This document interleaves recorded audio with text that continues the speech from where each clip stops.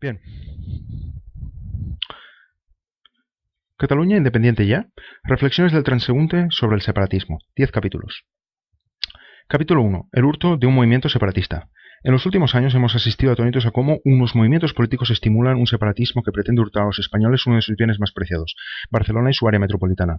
Uno de los pilares fundamentales de la economía e industria nacional, Barcelona y su área metropolitana, y de paso un buen trozo del noreste de la península. Unos políticos algo complejados de gobernar una autonomía envidian a quienes gobiernan un país. Para ser gobierno de un país hace falta lógicamente país. Como no lo tienen, tratan de robar uno. Por la fuerza no lo van a lograr, así que recurren a la vía del guante blanco, a través de un proceso separatista que denominan independencia del pueblo catalán, derecho a decidir y a la autodeterminación.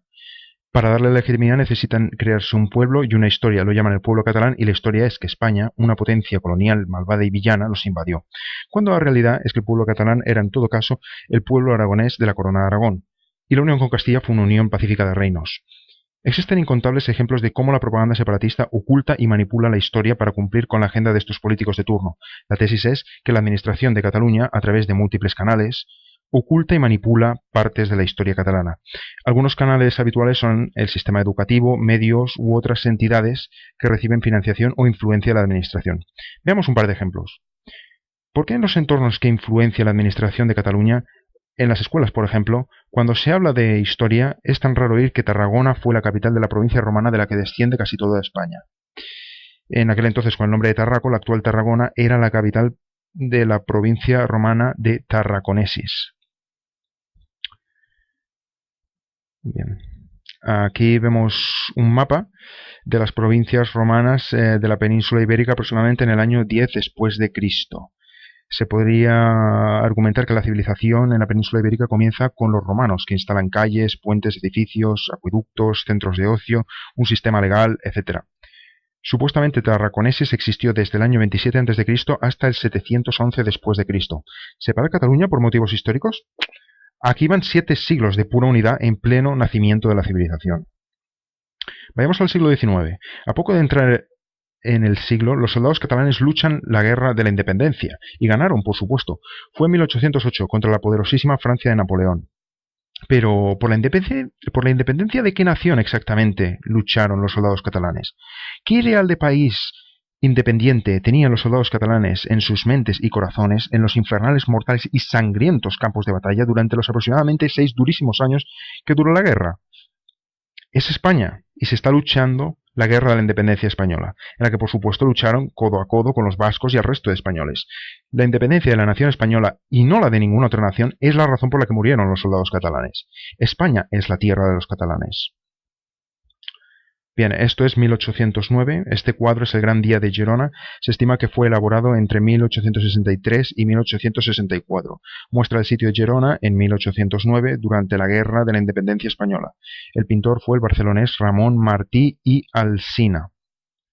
Los catalanes vencen a los franceses, la bandera oscura representa probablemente la agrupación que combate, pero ¿por qué nación se lucha? ¿De qué nación es la otra bandera que portan los catalanes? ¿Combaten acaso por la catalana nación? No, combaten por la hispana nación. ¿Son los niños en Cataluña conscientes de estos episodios históricos? Pero, ¿por qué hoy, en los entornos influenciados por la administración de Cataluña, no se oye de esto? Porque cuando, por ejemplo, en la Wikipedia leemos el artículo sobre la Guerra de Independencia Española y elegimos el idioma catalán, se traduce como Guerra del Francés. ¿Quién, quiénes o qué intereses podrían estar detrás de semejante distorsión histórica? ¿Qué es Guerra del Francés? ¿Y desde cuándo se le llama así en Cataluña? ¿Qué eran los niños en los colegios en Cataluña? Y no menos importante, si murieron soldados catalanes por una causa, ¿qué clase de movimiento político haría ocultar la causa por la que murieron? ¿Cuánto debe importarle la lengua, la cultura, la historia, la democracia y los ciudadanos a un movimiento político que ocultaría la causa por la que murieron soldados catalanes? Esto es una captura de pantalla del 7 del 9 del 2015, artículo en la Wikipedia sobre la Guerra de la Independencia Española. Y esto es una captura de pantalla también del 7 del 9 del 2015, artículo en la Wikipedia sobre la Guerra de la Independencia Española, tras seleccionar el catalán como idioma. Se traduce como Guerra del Francés. Otra cuestión. ¿Por qué en los entornos influenciados por la administración de Cataluña no se suele oír nada del papel central que ocupó Cataluña en la reconquista, repoblación, defensa y mantenimiento de los territorios de España? o sobre la participación de Cataluña en el descubrimiento y conquista de América. ¿Por qué? Esto es 1860. Este cuadro, por ejemplo, ilustra el general catalán Joan Prim i Prats y soldados catalanes luchando en la batalla de Tetuán, en el norte de África, en 1860. Pintor de Girona, Francisco Sans Cabot. ¿Por qué nación están luchando los soldados catalanes? Una pista. ¿Qué bandera vemos en la imagen? ¿Por qué esta imagen es tan difícil de ver en los círculos cercanos a la administración de Cataluña? Otro ejemplo de imagen que al parecer intencionadamente muy rara vez se hace visible en todo el ámbito relacionado con la administración catalana sería la siguiente. Esto es 1869. Es el embarque de los voluntarios catalanes en el puerto de Barcelona para la Guerra de Cuba, en 1869. Se aprecia Montjuïc en el fondo y en la bandera española el escudo con las 4 bandas catalanas. Fresco del pintor barcelonés Eduardo Llorens Masdeu. Otro ejemplo. ¿Por qué en los entornos influenciados por la administración de Cataluña no se habla de los aranceles que España ponía en el siglo XIX a la importación de productos extranjeros, tanto en España como en las colonias, con el fin de proteger la industrialización de Cataluña? La cuestión planteada es que el separatismo catalán, que tanto se jacta de aferrarse a la cultura e historia, no solo no valora la historia catalana, sino que la ataca. ¿Por qué? ¿Qué problema tiene con mostrar todo esto? ¿En qué parte de la agenda política no encajan estas cosas? ¿Por qué? Capítulo 2. La cultura y la lengua. Cuando el hurto del separatismo catalán es sorprendido con su manipulación de la historia de la Cataluña, estos políticos tratan de reponer su falsa legitimidad, como si no seguirían adelante con sus planes de hurto. Recurren a las excusas del tema de la lengua catalana y su cultura. ¿Cómo sabemos que la lengua y cultura catalana son solo excusas? Cuando estos políticos mandan una carta a la Cancillería alemana protestando sobre el gobierno español o solicitando apoyo en sus ambiciones de hurto de país, ¿por qué lo hacen en inglés? ¿Por qué no lo hacen en alemán? Siendo el alemán un idioma tan importante en Europa y tan presente en España, por ser país vecino. ¿Tan caro y difícil sería encontrar a un traductor para ponerlo en alemán?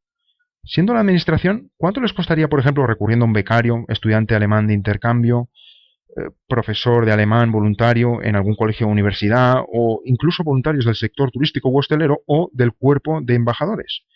¿Cuánto le costaría a la administración conseguir esa carta en versión alemán? Absolutamente nada. Pues esa es la métrica que nos sugiere cuánto les importa la lengua y la cultura a estos políticos. Absolutamente nada.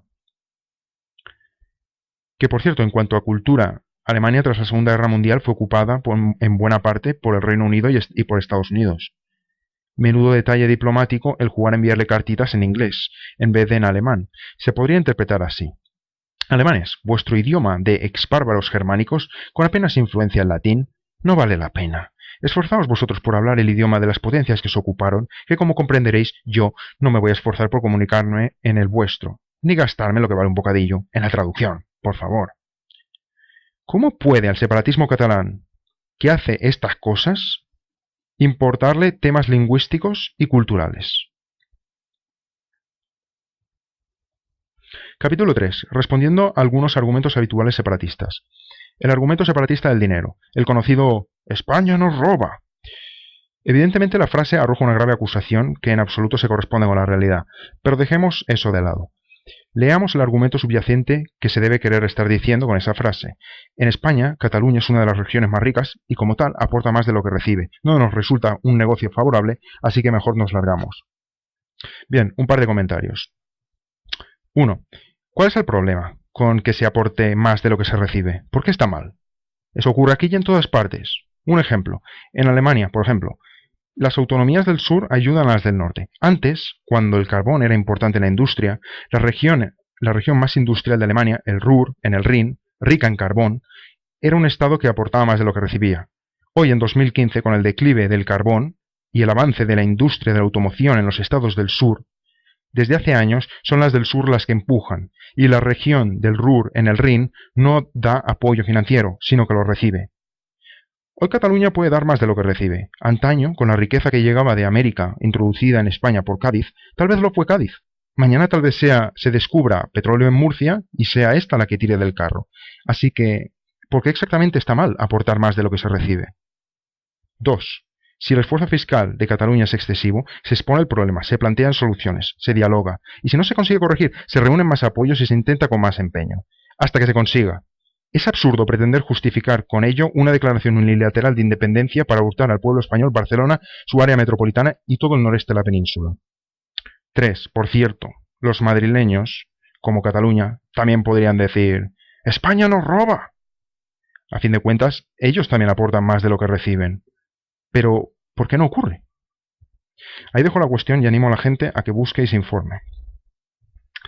El argumento separatista de «el resto de España se aprovecha de Cataluña» o España frena a Cataluña.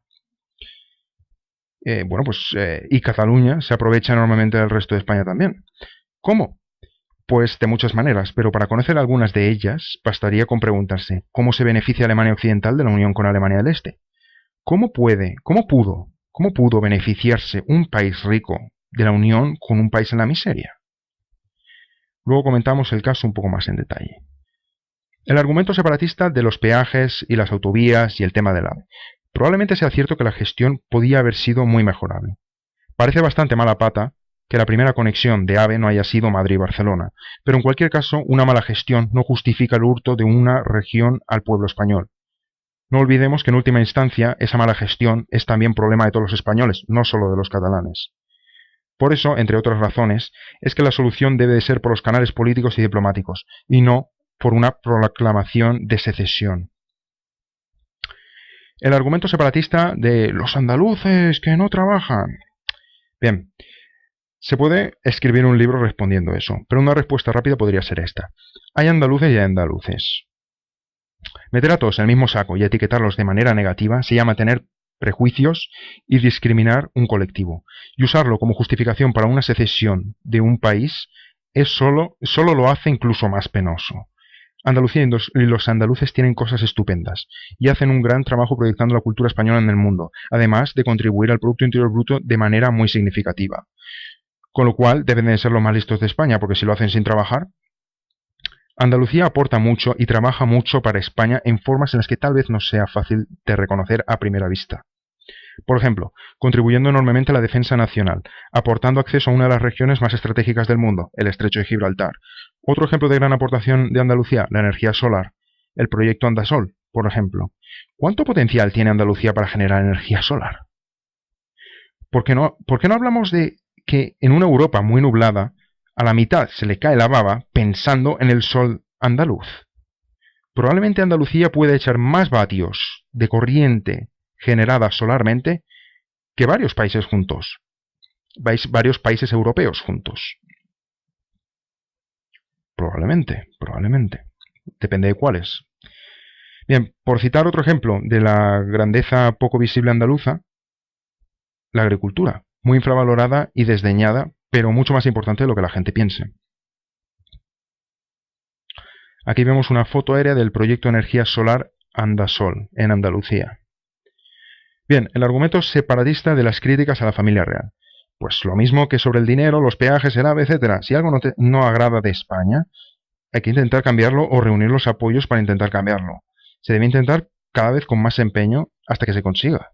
Es absurdo pretender usar algo así como herramienta para poder justificar un hurto. El argumento separatista de que el Barça es un gran recurso de una Cataluña independizada. Bueno, primero, antes que nada, el equipo es extraordinario, admirable y una gozada de ver. Pero la corriente de pensamiento de que Cataluña es una potencia mundial por el Barça es ya flipar un poco. Lamentablemente el Barça no cuenta como razón para entrar en el G7. No creo que tiren a Francia, con sus submarinos y sus demás cositas, del G7 para meter a Cataluña que tiene el Barça. Y por cierto, ¿cuál sería el papel del Barça fuera de la Liga Española? ¿Y si Cataluña tuviese su propia selección? ¿Cuántos fans perdería el Barça cuando Cataluña ya estuviese representada con una selección propia? Y en cuanto a la selección catalana de fútbol, es incorrecto afirmar que la Eurocopa o el Mundial sería como lo son ahora para la selección española, pero sin los jugadores del resto de España. Es absolutamente incorrecto. ¿Por qué? Por un sutil detalle. Al menos por un sutil detalle. Actualmente los grandes rivales europeos de la selección española son probablemente solo 5. Francia, Alemania, Italia, Inglaterra y Portugal. Para una selección catalana de fútbol, los huesos duros de Europa serían los mismos y por lo menos uno más, la selección española, que contaría evidentemente con menos recursos que la actual, al no contar con la aportación catalana, pero no hay razón por la que no siga siendo igual o mejor que la portuguesa y un rival difícil para Cataluña. Es decir, 6 grandes rivales, no 5. Y para Cataluña seguramente Croacia sería también un rival difícil, a diferencia de como lo es ahora para la actual selección española, que se entiende comúnmente que Croacia no es uno de los rivales peligrosos en Europa. Es decir, 7 grandes rivales para una hipotética selección catalana, solo 5 para la actual selección española. En definitiva, una selección catalana no solo es la selección española con menos recursos, también los torneos se vuelven más complicados. Y no olvidemos que la Eurocopa y el Mundial son una vez cada 4 años. ¿Queremos ganar o no? Bien. El argumento separatista de Cataluña independiente sería viable. Bueno, es un poco más largo. El argumento separatista de Cataluña independiente sería viable. Con el Producto Interior Bruto que tiene Cataluña, hoy estaríamos por delante de una veintena de países de Europa. Cataluña ocupa un área más grande que Bélgica. Tiene más habitantes que Dinamarca y un Producto Interior Bruto superior al de Finlandia. Bien, comentemos. Lo primero que impresiona es por qué cada parámetro se compara con un país diferente. ¿Por qué no se elige un país y se compara todo sobre ese país con Cataluña, como se han comparado dos cosas toda la vida? Claro, tal vez es que entonces la propaganda separatista tan manipuladora no les funcionaría. El patrón que siguen, sin embargo, es fácil de identificar. Comparan siempre países de renta per cápita más alta que España y buenísima reputación, y le buscan el parámetro más débil para que Cataluña salga reforzada en la comparación. Porque lo que tal vez no guste tanto admitir es que el Producto Interior Bruto de Cataluña es comparable o incluso menor que el de vecinos más pequeños de la zona, como Grecia o Portugal. Singapur lo aplasta y Nigeria lo dobla. No suena tan sexy, ¿verdad? Pero esas comparaciones son tan ciertas como las de la propaganda separatista. En cuanto a superficie, la conocidísima Bután es superior. Sri Lanka, Georgia, Azerbaiyán, Serbia o Bulgaria, todos la superan con más del doble de kilómetros cuadrados. En cuanto a población, la República de Burundi es superior, igual que Benín y Tayikistán.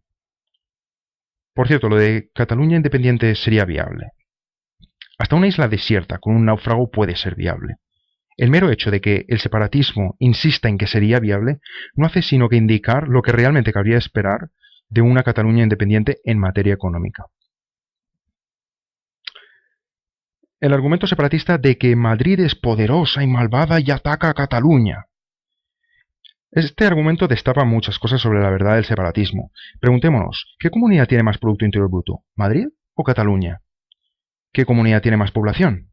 ¿Madrid o Cataluña? ¿Qué comunidad tiene más extensión territorial? ¿Madrid o Cataluña? Encima, Cataluña dispone de acceso directo al transporte marítimo, cosa que Madrid evidentemente no. La cuestión planteada es que, ¿por qué no se hace movimiento en Cataluña contra Francia?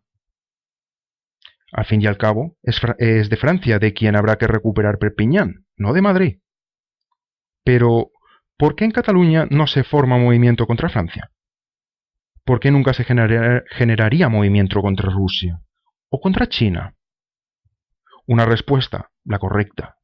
No hay cojones.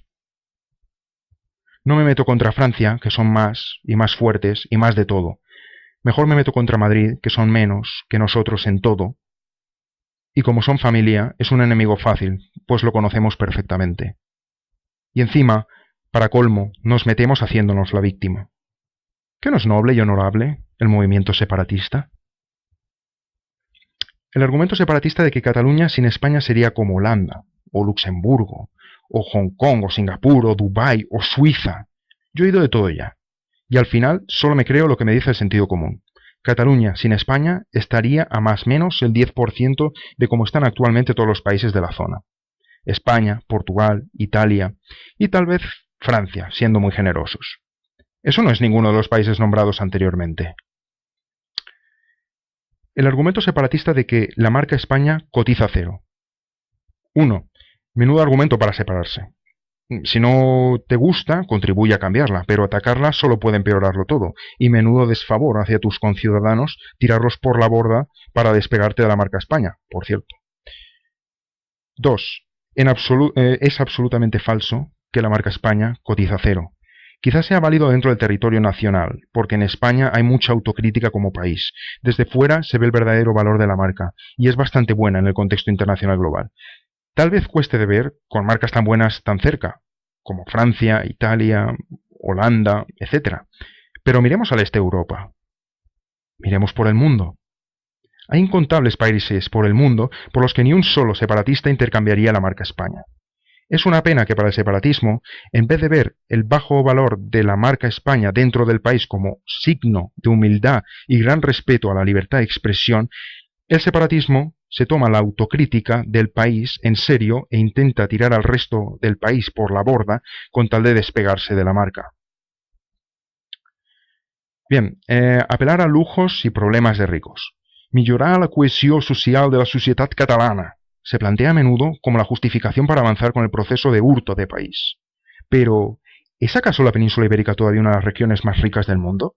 ¿Dónde estaba Asia hace 20 años? ¿Dónde está ahora?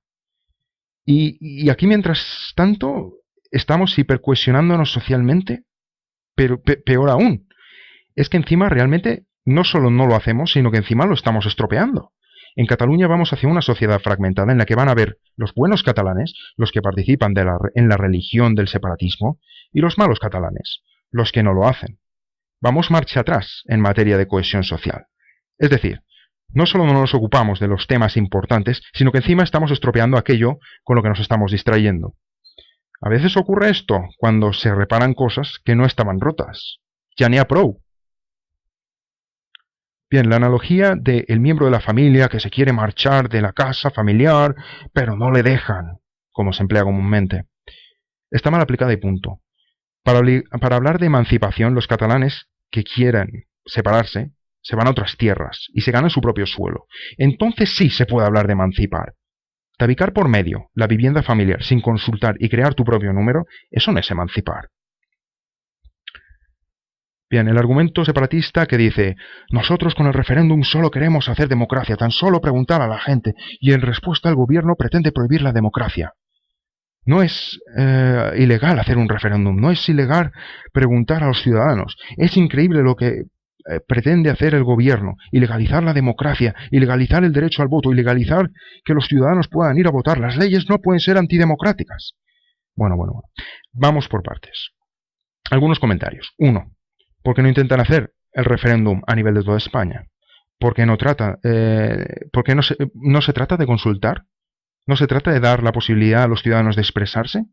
¿Ves? Los políticos separatistas lo plantean siempre como que ellos solo quieren dar al máximo número de gente la máxima voz posible. Qué santos, ¿no? Sin embargo, es rarísimo oír sobre la posibilidad de hacer un referéndum a nivel de toda España. Dicen que quieren dar la voz al pueblo, pero ¿no será que lo que realmente intentan es quitarle voz a parte del pueblo? 2. Dicen que solo quieren consultar. Con mucha inocencia lo dicen. Pero en otras situaciones dicen... que si obtienen mayoría absoluta, iniciarán unilateralmente un proceso independentista. Eso no es consultar solo. Eso es consultar y luego emprender acciones, dando por sentado que la interpretación hecha de los votos es la correcta, lo cual puede ser así, pero también puede ser que no. Pero en cualquier caso, no están consultando solo. Y si el gobierno central pudiese estar intentando evitar una consulta, no tendría que ser por evitar que la gente se exprese, sino por evitar el uso político posterior que tienen la intención de hacer, lo cual realmente sería simplemente que el Estado español estaría actuando en su legítima defensa y la de los ciudadanos de España. Bien, la comparación con el referéndum de Escocia. Me escuece mucho esta comparación. La consulta de Escocia contó con el visto bueno del Reino Unido. La de Cataluña no cuenta con el visto bueno de España. Y ese pequeñito detalle lo cambia absolutamente todo. No son comparables y punto. Que España dé o no dé, debería o no dar luz verde a la consulta es cuestionable. Pero la comparación no lo es. No tiene nada que ver una cosa con la otra y por tanto no tiene sentido comparar. Bien, capítulo 4. ¿Pero qué es realmente una declaración unilateral de independencia? Una declaración unilateral de independencia es un ataque a conciudadanos. ¿Por qué? Supongamos un país con dos regiones administrativas. Si una se autoproclama independiente, está haciendo a la otra ser un nuevo país. El derecho a decidir y a la autodeterminación de la primera se traduciría como exactamente lo contrario en la segunda. Me acuesto por la noche, me levanto por la mañana, no he decidido nada y me han determinado. Llevado a España, una declaración unilateral de independencia de Cataluña obliga a los ciudadanos del resto de España a hacer algo en lo que ellos no han tenido ni voz ni voto. A lo mejor tienen algo que decir, ¿no? Peor es incluso en Cataluña. En el proceso participativo sobre el futuro político de Cataluña, consulta, referéndum o como quiera que se le llame, del 9 de noviembre de 2014, el movimiento separatista contemplaba como un gran éxito el obtener más de un 80% de sí a la pregunta ¿vol que Catalunya esdevingui un estat? En cas afirmatiu, ¿vol que aquest estat sigui independent?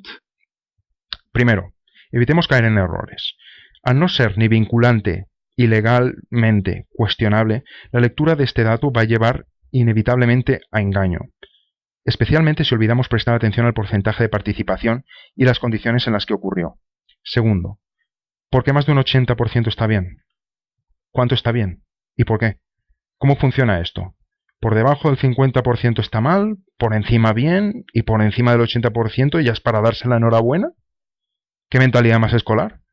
Y en absoluto aplicable. 80% es ridículo. 90% también es ridículo. 99% sigue siendo ridículo. ¿Por qué? No olvidemos que la intención es cambiar la nacionalidad a los ciudadanos en contra de su voluntad, con todas las implicaciones que ello tiene, emocionales, sociales, económicas, jurídicas, legales, afectivas, profesionales, etcétera, etcétera, etcétera. ¿Cuál debería de ser el porcentaje mínimo para legitimar un cambio de nacionalidad a ciudadanos en contra de su voluntad? Pregunta para filósofos y moralistas, supongo. Pensemos en un solo ciudadano al que en contra de su voluntad se le fuerza a cambiar el pasaporte. Carta que le llega al ciudadano. Señor García, aunque ni usted ni el Estado de su país lo quieran, tenemos los votos de los vecinos de las casas de al lado, que interpretamos como que más de la mitad desean que le cambiemos a usted su pasaporte. Así pues, el Estado catalán invalidará su pasaporte a partir del día X. Diríjase al sitio Y, pague los importes Z al Estado catalán y realice los trámites ABC para obtener su nuevo pasaporte. La próxima vez que acuda al aeropuerto, usted no embarcará en ningún avión con su actual pasaporte. Le recordamos que usted es un inmigrante sin papeles si no realiza los trámites que le indicamos antes del día X. ¿Y su familia en Andalucía? El Estado catalán se reserva el derecho a negarles la entrada la próxima vez que quieran visitarle. Muy bien. ¿Qué clase de políticos osarían cometer semejante acto contra los ciudadanos? El separatismo catalán no va ni de cultura ni de historia. Tampoco va de liberar un pueblo que se inventan, de un tirano que también se inventan. Esto son solo excusas. Esto va fundamentalmente de Barcelona y su área metropolitana, y como complemento adicional todo el noreste de la península. El sabio pastor de los Pirineos catalanes, el honrado granjero de los hermosos y serenos valles del Ebro, y el humilde pescador en la barquita de remos. Muy romántico, pero ¿realmente creemos que el movimiento de separatismo catalán va sobre ellos? ¿Cómo puede importarles el pastor, el granjero y el pescador a gente que pretende hacer esto a sus conciudadanos? Se pretende hacer de un ciudadano catalán un inmigrante sin papeles en su propia tierra.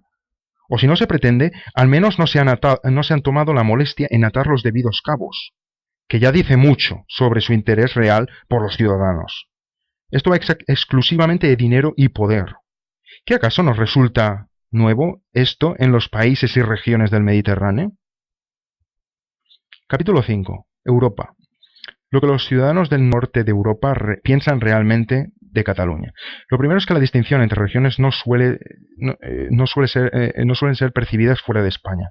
Se meten a todos en el mismo saco. ¿O es que acaso distingues tú entre escoceses e ingleses o entre parisinos y ciudadanos de Lyon? Pues si nosotros Pero si nosotros no distinguimos entre ellos, o muy raramente distinguimos entre ellos, ¿por qué esperar que generalmente distingan entre nosotros? Es más, ¿distingues tú acaso entre suecos y daneses? ¿O entre holandeses e ingleses? A veces tal vez sí, pero generalmente los españoles distinguimos más bien poco. E igualmente en Europa los ciudadanos tampoco suelen distinguir mucho entre portugueses y españoles. Luego, ¿cuánto creemos que distinguen los ciudadanos en Europa entre catalanes y madrileños? De hecho, en el momento en que se quita la bandera española en los ayuntamientos de Cataluña, se demuestra que el catalán es tan español como el que más. ¿Existen unas normas? Pues cúmplelas. Puedes pensar lo que te dé la gana, pero si hay una norma, la cumples. Especialmente si eres un ayuntamiento o gobierno o institución oficial. En el norte de Europa, en donde hasta los peatones suelen respetar los semáforos, flipan con estas cosas. En definitiva, en Europa el separatismo catalán, el ciudadano común lo ve como ya están otra vez en la tele, españoles contra españoles. Como buen país sureño, sus ciudadanos siempre enfrentándose entre ellos. Por cierto, en cuanto al separatismo catalán que apela al tema del dinero y España nos roba, la Unión Europea es un club en el que unos países ayudan a otros. Sea bueno o sea malo, la realidad es que los más ricos ayudan a los más pobres. ¿Cómo debería ser contemplada la petición de entrada en este club de una región que se ha alargado del club en el que estaba antes de manera inconstitucional? Porque les tocaba ser miembro que ayudaba en vez de miembro que recibe ayuda. Claro, menudo socio, ¿no? Bien, capítulo 6, la reunificación de Alemania. ¿Qué tiene que ver esto? Pues que se podría ver hasta cierto punto como el proceso inverso al separatismo que se basa en el tema del dinero. Un movimiento de unión que cuesta dinero. Por resumirlo, en 1990 una Alemania occidental rica se une con una Alemania del Este más pobre. O mejor dicho, no solo más pobre, sino que en la miseria. Desde la reunificación, la Alemania occidental apoya económicamente a Alemania del Este. Si por el separatismo catalán que apela tan fuertemente al dinero fuese, que Alemania occidental se haya unido con un país en la miseria es una locura absoluta. ¿Cómo? ¿Unirnos con una región sumida en la miseria? ¿Dejarnos frenar por un socio que es menos que nosotros? El este de Alemania se beneficia aún hoy en 2015 del dinero que Alemania occidental le envía. Alemania occidental perdió renta per cápita con la reunificación de Alemania al haberse unido a un socio mucho más pobre. Y no solo porque la media con un socio más pobre siempre va a bajar la cifra, también porque tras la reunificación los ciudadanos de Alemania occidental se encuentran con que pagan muchos impuestos sin que visiblemente haya una contrapartida, ya que el dinero se destina a la reconstrucción del socio pobre. Tal vez sea cierto lo que alega el separatismo catalán, que Alemania occidental se haya unido con un país en la miseria es una locura absoluta. Pero, ¿por qué lo hizo entonces? ¿Y por qué hoy en día, en Alemania, el ciudadano común percibe como algo descabellado cuando oye la idea de que Alemania occidental hizo un mal acuerdo uniéndose con Alemania del Este? Aquí está el truco del asunto.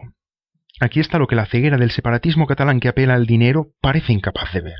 Alemania occidental también se benefició enormemente de la unión con Alemania del Este. Un país rico que se une con uno pobre puede beneficiarse enormemente. ¿Cómo? Fácil. Dejan de ser Alemania occidental para ser parte de un país con más territorio, más población, mayor Producto Interior Bruto total, mayor peso político, algo de mayor ejército, más bases militares, más costa, más puertos, más recursos naturales, más parques naturales, más terreno para la agricultura, más espacio vital y más posibilidades para sus ciudadanos y sus empresas, y un montón de sinergia a todos los niveles. Y una cosa más, también no menos importante, poder de disuasión frente a una posible invasión. Invadir Alemania occidental, cuando quieras, pero invadir una Alemania reunificada, eso ya es más grande, mejor me lo voy a pensar. Muchos ciudadanos de Alemania occidental pudieron ver de repente que la situación económica general perdía fuerza, pero se entiende que el interés general del país está por encima. Se entiende que cada ciudadano ya se buscará la vida y se adaptará a la nueva realidad. Y si un ciudadano pudo prosperar en Alemania occidental, no hay razón por la que no deba de poder hacerlo en una nueva Alemania, que es la misma de antes, pero con más de todo. Porque lo que ni se pone en duda es que con la reunificación de Alemania todos ganan. Alemania occidental también. Aun cuando sea a costa de perjuicios económicos temporales. Se trata de perjuicios económicos temporales y corregibles, es decir, corregibles, a cambio de unas mejoras permanentes para todo el país que de ninguna otra manera serían posibles. Desde un punto de vista puramente financiero, seguramente la reunificación de Alemania es la mejor decisión que Alemania Occidental haya tomado jamás. Ese es tal vez el problema subyacente bajo el separatismo catalán, que en Cataluña, como en toda España, se vive con la mentalidad de que alguien nos tiene que regalar las cosas porque vivimos en la sociedad de bienestar y las merecemos y punto. Pensamos que tenemos derecho a lo que queramos, que la vida es gratis, que el Estado nos tiene que dar sanidad gratis y educación gratis y darnos un puesto de trabajo decente y con sueldo digno y protegernos de tener que competir contra inmigrantes que vienen a trabajar. Y si la vida no nos va bien, es culpa del Estado. ¿No sería mejor cambiar esa mentalidad que crear más Estado que lastre aún más al sector privado? Al fin y al cabo, tarde o temprano tendremos que cambiar esa mentalidad. Capítulo 7. El peligro para Cataluña. Una Cataluña nacida de una declaración unilateral de independencia es un país que se crearía con defectos de fabricación incompatibles con su propia existencia. El argumento es el siguiente. Cataluña no tendría argumento de defensa en el caso de que, por ejemplo, Girona o Tarragona hagan décadas después sus propias declaraciones unilaterales de independencia. Cualquier comunidad podría recordarle a Cataluña, igual que tú rompiste tus compromisos sin consultar nada con el resto de España, vamos a romper nosotros con el resto de Cataluña sin consultar nada. Igual que tú tiraste a tus conciudadanos que no te gustaban por la borda, vamos a tirar a nosotros a los que no nos gusten. Es un precedente muy feo el que sentaría una Cataluña que nace de una declaración unilateral de independencia y que le va a hacer definitivamente muy pocos favores a lo largo de toda su vida, que probablemente no será muy larga por la gravedad del mismo. Esto es especialmente grave en el separatismo catalán que apela al tema del dinero. Pues se pretende hacer un país más rico o mejorar la economía a partir de tirar por la borda al resto de España, alegando que son más pobres. ¿Qué futuro le espera a un país que nace de tirar por la borda a sus socios más pobres? ¿Qué acaso no habría otra vez socios más ricos y más pobres en una Cataluña independiente? ¿Quién sería la siguiente en ser acusado de frenar al Estado, de frenar y estar robando? Es decir, ¿quién sería el siguiente en ser acusado de frenar y estar robando? Y a quienes dicen que no importa que el ejército de una Cataluña independiente fuese ridículo, porque no se necesita ejército, se pueden formar pactos y alianzas en materia de defensa. 1. No es lo mismo un ejército propio que una promesa de que te defenderán. No es lo mismo. 2. ¿Quién en su sano juicio va a querer hacer acuerdos en materia de defensa o cumplir compromisos con una Cataluña que se independiza rompiendo compromisos? Bien, capítulo 8. El aspecto moral. La Barcelona actual, claramente el mayor recurso social, político y económico de Cataluña, fue construida por toda España, no solamente a lo largo de toda la historia, también en la historia más reciente. Trabajadores de Andalucía, Castilla y otras comunidades que emigraron concentrándose en lo que se estaba consolidando como capital comercial e industrial de España y reforzándola todavía más con más trabajadores. Eso es Barcelona. Igual que Milán en Italia y Estambul en Turquía, son resultado de los flujos migratorios internos que obedecen a la necesidad de formar un núcleo demográfico, industrial y comercial, preferiblemente en algún sitio poco cálido del país y con buenas comunicaciones con el extranjero. Barcelona es un producto español, no catalán. Y pretender amputar Barcelona del resto de España es por encima de todo una causa malvada y villana, que por si fuera poco se vuelve incluso estúpido y ridículo en el contexto histórico y demográfico. Con la Reconquista se recupera y repuebla la península ibérica. Tras la revolución industrial se concentra la población en Barcelona, es decir, sería como rebobinando la Reconquista, la desreconquista, migramos todos a Barcelona, nos independizamos como Cataluña y dejamos el resto de la península ibérica para quien quiera reclamarla. Qué bien, tendríamos un vecino nuevo con el que compartir la península. Aunque tal vez no nos haga tanta gracia cuando dentro de unas décadas se descubra que todos esos desiertos de las Castillas y Andalucía a los que hoy menospreciamos y renunciamos albergan petróleo y recursos naturales esenciales. Pero volviendo al aspecto moral, el nacionalismo catalán se apoya en una historia falsa y se basa en el fomento del odio. Algo así solo puede acabar cayendo por su propio peso. Capítulo 9. Soluciones. Celebrar que se es catalán está muy bien, pero hay que tener mucho cuidado de no caer en la trampa humana de atacar, de transformar un acto de celebración de grandeza propia en un acto de degradación de otro. Es muy fácil caer en esa trampa, y hay que tener cuidado porque uno puede estar entonces convirtiéndose en el verdadero villano. Los catalanes que deseen el separatismo, y cualquier español también, sepárate, ya puedes. ¿Quieres independencia del gobierno español? ¿Quieres derecho a decidir al margen del gobierno español? ¿Quieres autodeterminarte? Ya lo tienes todo.